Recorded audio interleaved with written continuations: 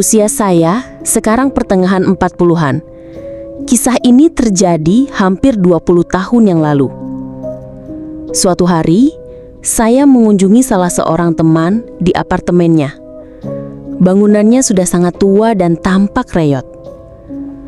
Kami bertiga masuk ke dalam lift yang berada di tengah koridor. Saya tidak ingat persis, tapi teman saya tinggal di unit 701 atau 801, antara lantai 7 atau 8. Jadi, jika dilihat dari pintu masuk utama, unitnya berada di ujung paling kiri. Suatu hari di musim panas, teman saya bilang kalau dia sendirian di rumah dan tidak punya rencana apa-apa. Jadi kami mengajak dua teman lainnya dan memutuskan untuk mengadakan pesta minum-minum. Kami berempat telah minum sejak sore hari. Tepat sebelum kami semua pingsan karena mabuk, kami berbaring di lantai, mematikan lampu, dan mulai mengobrol. Sambil berbincang, seberkas cahaya lampu jalan masuk melalui jendela, menyinari langit-langit. Saya duga itu adalah lampu jalan dari lantai pertama kompleks apartemen yang menyala.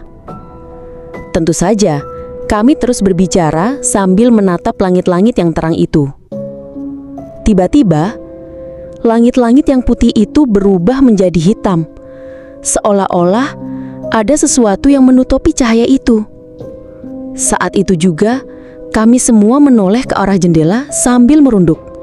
Seseorang dengan aura yang sangat menyeramkan sedang bergelantungan di teralis besi di luar jendela.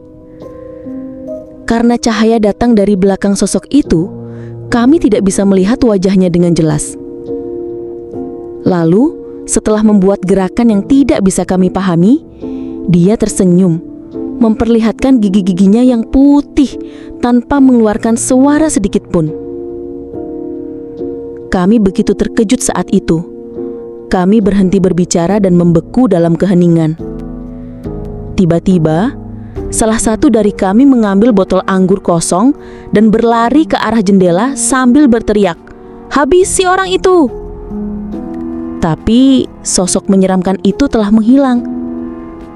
Setelah beberapa saat, kami berlari keluar apartemen untuk melihat kemana dia pergi.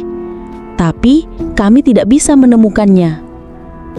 Kami hanya bisa mendengar suara langkah kakinya yang berat dan menghentak.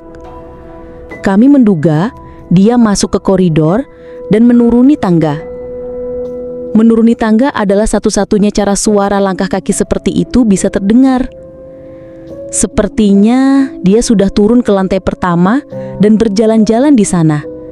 Jadi, kami mengikutinya menuruni tangga untuk mencarinya. Tapi, kami dengan cepat kembali ke apartemen, masih dipenuhi rasa takut. Awalnya, kami pikir itu pasti perampok atau orang gila yang tertawa di depan jendela. Tapi, ketika kami kembali ke rumah teman kami semua terkejut. Jarak antara ujung koridor dan jendela apartemen teman kami terlalu jauh untuk bisa dilompati oleh seseorang yang berpegangan pada teralis besi. Hanya orang gila yang akan mencobanya, dan pasti akan jatuh menemui ajalnya.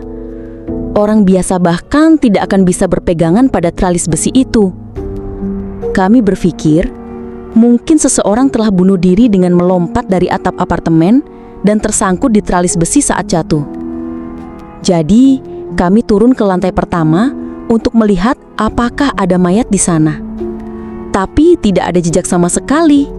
Setelah pengalaman itu, saya tidak pernah mengunjungi rumahnya lagi.